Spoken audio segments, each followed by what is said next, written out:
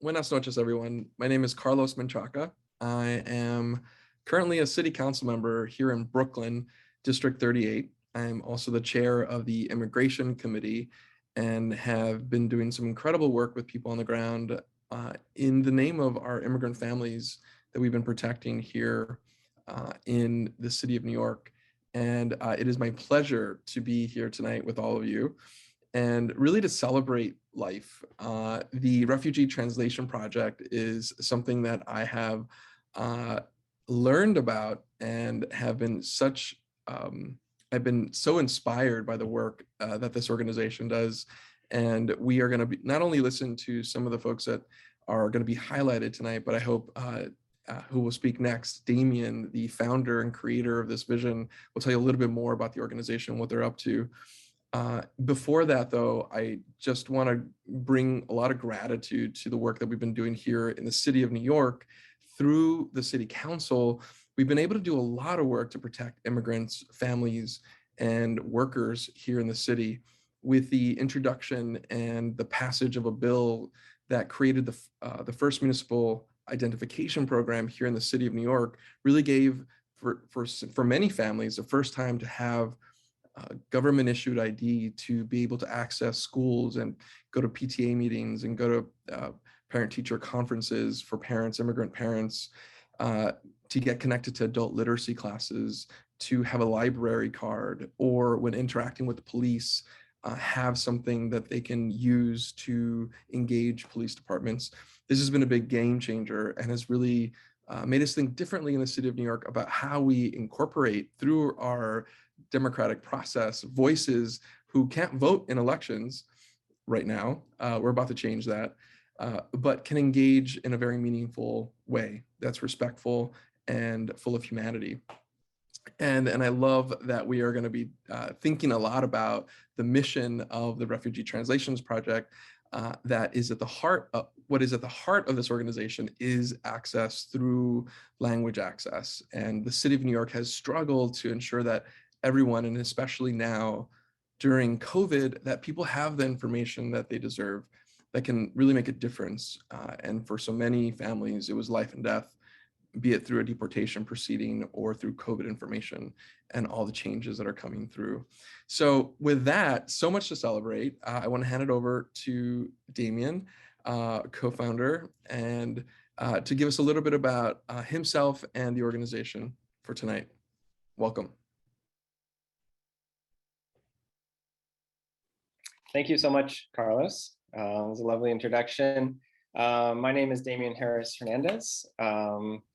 As Carlos mentioned, I am the co-founder, and director of the Refugee Translation Project, which is a Brooklyn-based nonprofit that provides translation services to people who are seeking asylum and other immigration relief via TPS, or which is temporary protective status, or stopping deportations, and we work with other organizations here in New York. We just joined the New York Immigration Coalition, so we're very excited about that, as well as their Language Access Coalition, to bring about access to resources.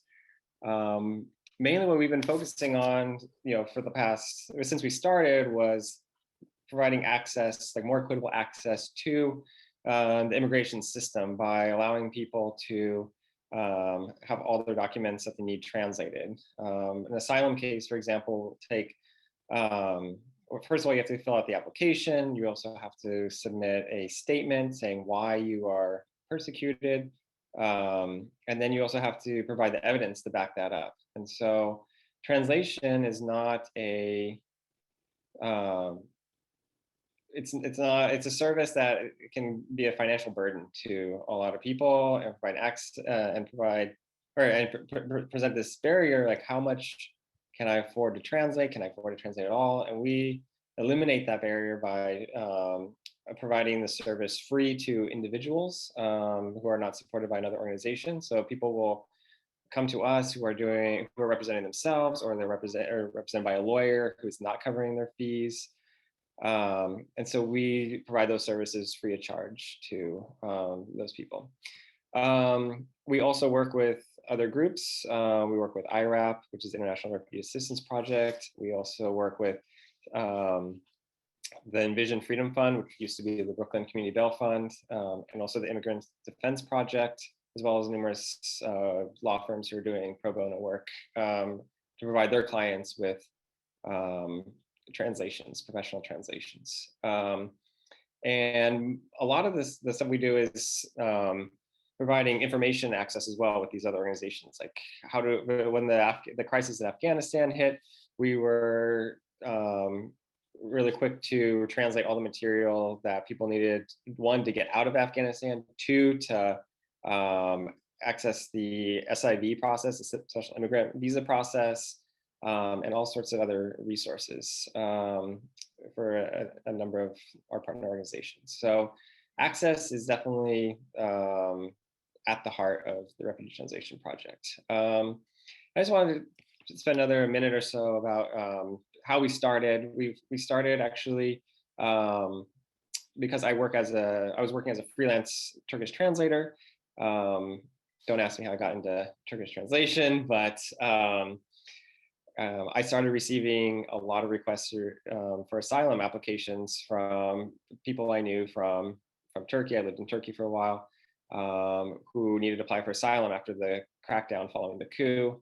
And then soon I was inundated with all these requests, and I could not handle all this, volunteer work. And so my wife Jennifer, who many of you know, suggested I start a crowdfunding campaign to cover the cost of these translations, to get more people on board, because I couldn't do it all. And so basically we just built the organization up from that, hiring translators as we got requests for them. So we added on Arabic soon after, and French, another Turkish translator, and soon now we have 13 languages that we work in, and we're working on building more,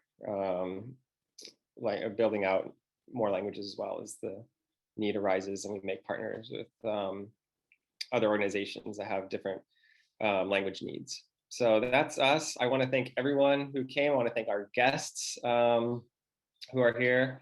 Our performers were in for a real treat tonight. I want to thank our host, Carlos Menchaca, for emceeing our event, and also all of you for showing up and supporting the Refugee Translation Project. I really appreciate it. All right, thank you. Thank you, Damian. And I hope that the work that you have started and the family that you've built continues to grow. And I hope everyone's thinking a lot about how they can support the organization. And before we head to the first performer, I just want to say how, as an elected official and representative in a city like New York, where immigrants are so embedded into the fabric of the city, there are so many gaps that government leaves, and language access is one of them that people, unless they go through it, don't really understand it. And so it really takes folks like you and everyone that is part of this organization. Every ounce of your effort is felt and has transformed people's lives through asylum applications or workforce. And that burden is real for families and individuals, but it is something that is transformative. And so I just want to say thank you for that work. What we can do now is really transition into the art space that you all been invited to.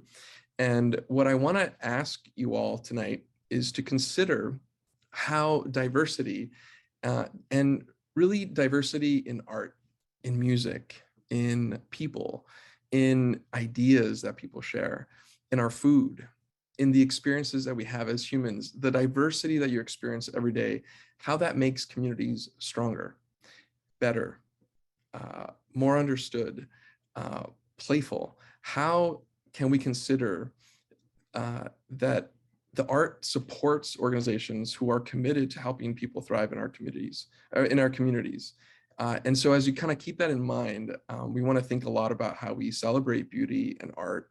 And when I think about art, I think about the expression of our humanity. And when we can bring art and social justice together, I think some beautiful things can happen. And and you'll have some of that tonight.